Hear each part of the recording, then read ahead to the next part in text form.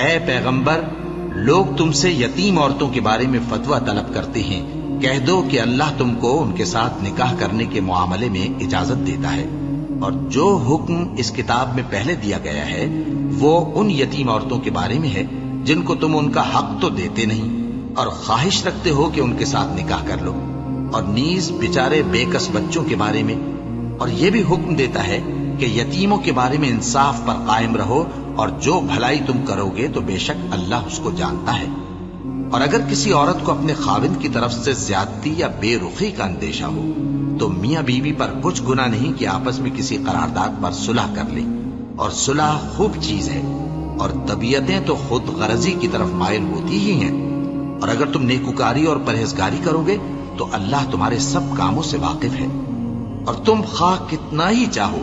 بیویوں میں ہرگز عدل نہیں کر سکو گے، تو ایسا بھی نہ کرنا کہ ایک ہی کی طرف ڈھل جاؤ اور دوسری کو ایسی حالت میں چھوڑ دو کہ گویا ادھر میں لٹک رہی ہے، اور اگر آپس میں مصالحت کر لو اور پرہیزگاری کرو تو اللہ بخشنے والا ہے، بڑا مہربان ہے۔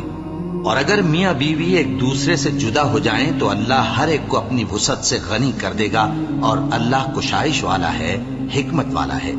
اور جو کچھ آسمانوں میں اور جو کچھ زمین میں ہے سب اللہ ہی کا ہے۔ اور جن لوگوں کو تم سے پہلے کتاب دی گئی تھی ان کو بھی اور اے نبی تم کو بھی ہم نے حکم تاکیدی کیا ہے کہ اللہ سے ڈرتے رہو، اور اگر تم لوگ کفر کرو گے تو سمجھ رکھو کہ جو کچھ آسمانوں میں اور جو کچھ زمین میں ہے سب اللہ ہی کا ہے، اور اللہ بے نیاز ہے، لائق حمد و ثنا ہے۔ اور پھر سن رکھو کہ جو کچھ آسمانوں میں اور جو کچھ زمین میں ہے سب اللہ ہی کا ہے، اور اللہ ہی کارساز کافی ہے۔ لوگو، اگر وہ چاہے تو تم کو فنا کر دے اور تمہاری جگہ اور لوگوں کو پیدا کر دے، اور اللہ اس بات پر پوری طرح قادر ہے۔ جو شخص دنیا ہی کے ثواب کا طالب ہو تو اسے معلوم ہو